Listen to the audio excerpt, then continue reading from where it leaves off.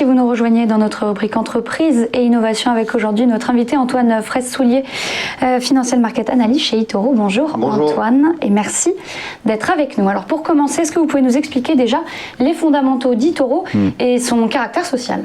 Oui, tout à fait. Alors eToro, nous sommes une société qui a été créée maintenant il y a plus de 13 ans, en 2007. Les deux fondateurs sont des frères, les frères Assia, et qui ont voulu démocratiser l'accès à l'investissement lorsqu'ils ont créé eToro. C'est pour ça qu'ils ont créé un réseau social appliqué à l'investissement. Donc eToro a, on va dire, deux facettes principales, c'est-à-dire tout d'abord un broker traditionnel dans le sens au sens traditionnel du terme, c'est-à-dire que vous pouvez sur la plateforme eToro acheter tout type d'actifs, enfin échanger tout type d'actifs, acheter et vendre, c'est-à-dire des actions, des matières premières, des obligations, des devises, etc. Mais en même temps, c'est également un réseau social, c'est-à-dire que ça fonctionne, pour ne pas les citer, un peu comme un Twitter ou un Facebook, mais appliqué à l'investissement. Alors pour que ce soit plus concret, je vais le montrer sur la plateforme comment ça fonctionne. Là, j'ai sélectionné un profil d'investisseur au hasard, et il y a pour chaque investisseur, il y a 4 onglets principaux. Vous avez donc le fil d'actualité, les dernières informations. Donc ça, c'est l'investisseur qui publie ce qu'il souhaite sur son fil d'information. Ensuite, vous avez les statistiques. Les statistiques, ça va répertorier les performances du trader mois par mois et année par année. Donc là, on voit que mois par mois, il a plutôt de bonnes statistiques. Ensuite, vous avez le niveau de risque. Ça, c'est très intéressant. Vous avez le niveau de risque qui correspond. C'est une échelle de 1 à 10 et ça va correspondre en fait à l'effet de levier qu'il prend, le type d'actif, s'il est le sens aussi, c'est plutôt à l'achat, à la vente. Donc c'est très intéressant pour sélectionner son trader. Et puis vous avez également le nombre de copieurs. Là c'est assez important puisque effectivement, je l'ai pas dit en préambule, mais eToro, on est les leaders mondiaux dans le copy trading. Et donc lorsque un investisseur est plutôt performant, il y a un nombre de copieurs important. Et donc là, vous avez quasiment 20 000 copieurs.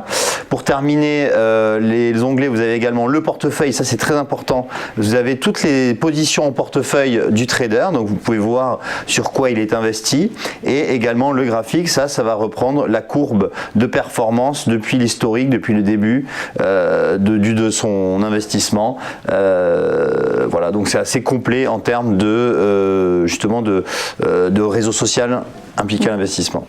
Donc en fait, c'est un peu comme les autres réseaux sociaux, plus on est performant, plus on va être suivi par les autres traders. Oui, tout à fait, c'est exactement ça. C'est-à-dire que vous allez, si vous êtes performant, vous allez être suivi et également copié. Et c'est là vraiment la nouvelle fonctionnalité, là où on est les leaders, c'est-à-dire que vous pouvez copier les meilleurs traders.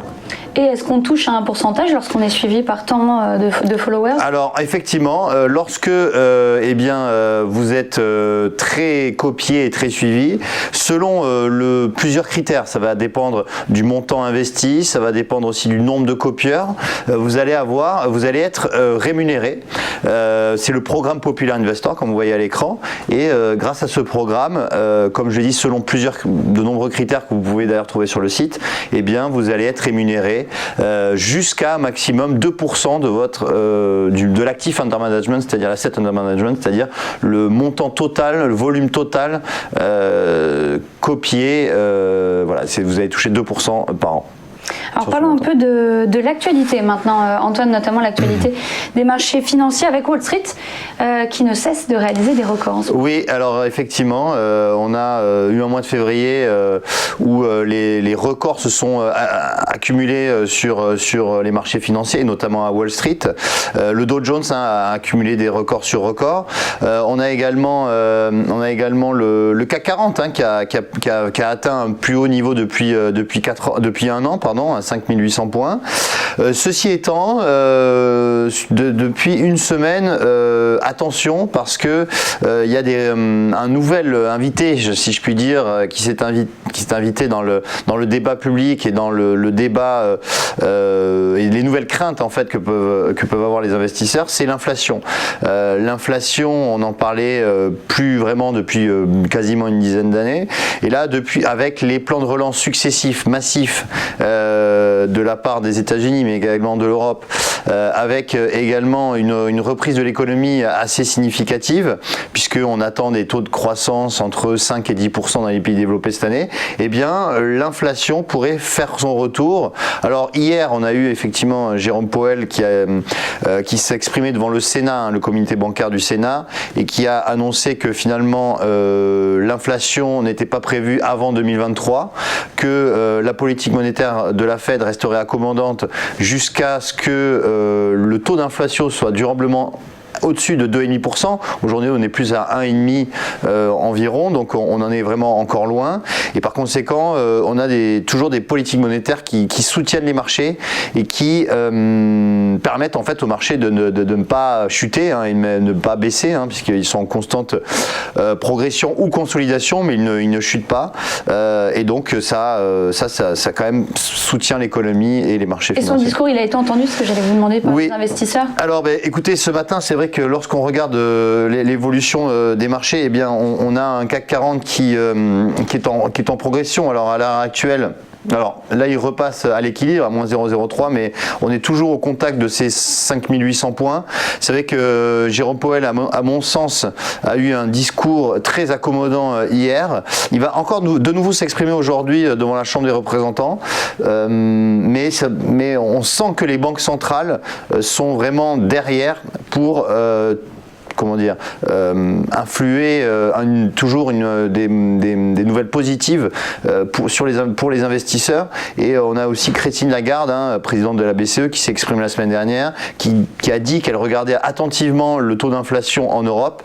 Ceci étant, le taux d'inflation est quasiment proche de zéro en Europe, donc pas vraiment d'inquiétude à ce niveau-là. Est-ce que l'optimisme des investisseurs aussi il peut s'expliquer par la situation sanitaire? On sent un petit peu un vent d'optimisme. Tout à fait. Vous avez tout à fait raison, c'est-à-dire que on voit que l'accélération des vaccins se fait sentir dans le monde, puisque on est, par exemple, aux États-Unis, on a quand même 13% de la population qui s'est fait vacciner. Les champions sont Israël et les Émirats Arabes Unis, où on a plus de quasiment 30% de la population qui est vaccinée. Par conséquent, on sent que le pire finalement de la crise sanitaire est derrière nous, même si, attention aux variants qui sont apparus, le variant britannique, je vous l'apprends pas, le variant sud-africain, qui sont là et qui peuvent poser des problèmes peut-être au niveau des vaccinations. Toujours est-il que la communauté financière semble digérer le fait que le pire de la crise sanitaire soit passé, et donc on peut voir plutôt sereinement l'avenir, et donc aussi ça permet au marché de monter. Alors revenons à eToro, Antoine, avec les nouveaux produits de la plateforme, et on commence avec un mot sur eToro Investment. Qu'est-ce que vous pouvez nous en dire? Alors eToro Investment, effectivement, c'est une nouvelle fonctionnalité qui est sur la plateforme.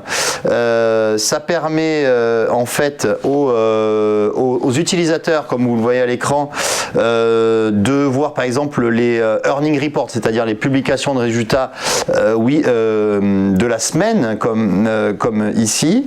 Vous avez également les flux c'est très intéressant. Chaque jour, il y a les 10 valeurs qui ont eu le plus de volume d'actions traitées. Et donc ça, tous les jours, la page d'eToro Investment le publie.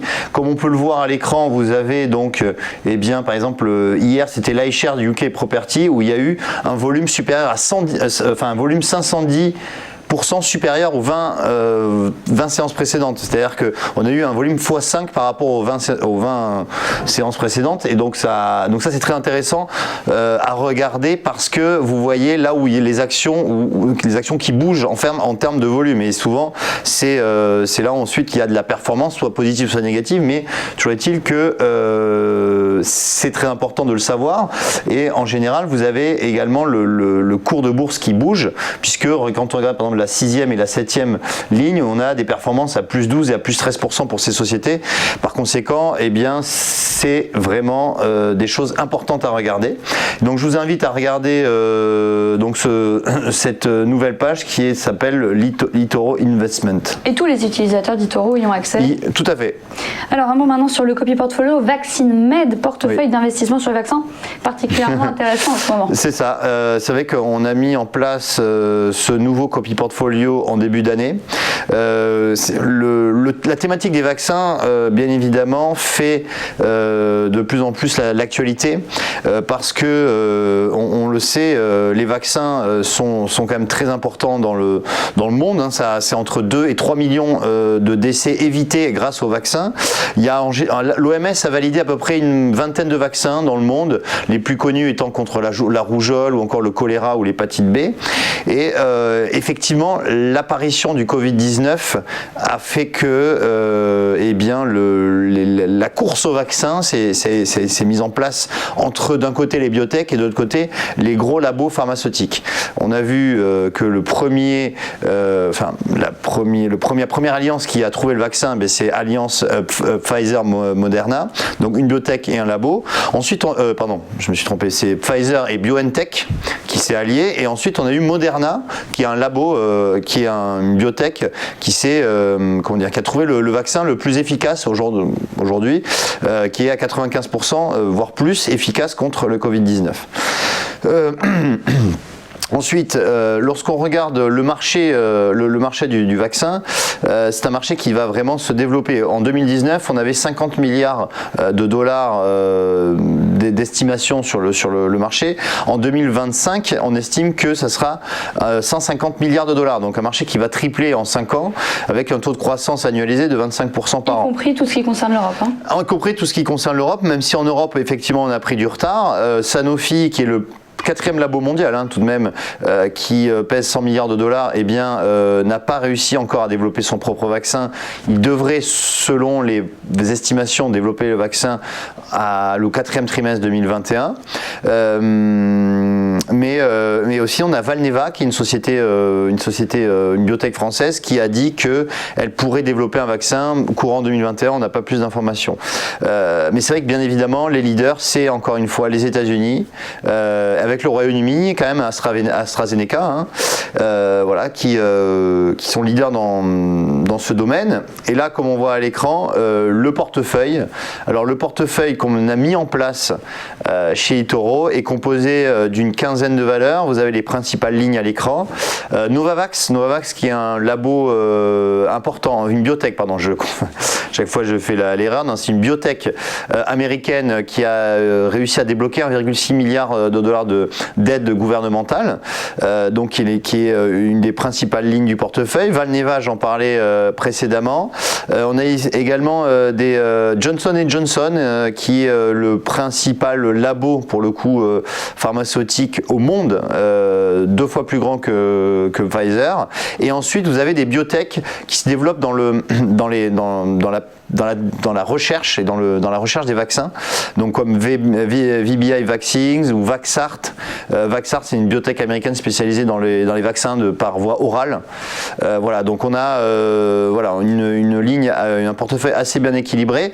Et maintenant les performances, comme on voit à l'écran, eh bien, effectivement, 2020 était une année extraordinaire, si je peux me permettre ce terme, puisque on a fait 535% de performance.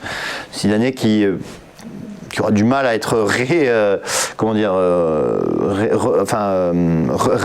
renouvelé, réédité en 2021, même si ça part sur de bonnes bases, puisque 25% de performance au mois de janvier. Je reste assez confiant pour la performance cette année, parce que on devrait avoir Johnson & Johnson par exemple qui a annoncé son vaccin aussi, qui devrait être prêt dans le 2e trimestre, des sociétés comme Novavax et Valneva aussi qui devraient délivrer leur vaccin, donc je pense que ça devrait être une très bonne performance pour cette année. Merci beaucoup Antoine Fraisse-Soulier d'être venu nous parler de eToro, c'était entreprise et innovation. Merci à vous de nous avoir suivis. Vous pouvez évidemment retrouver cette émission en replay. À très vite.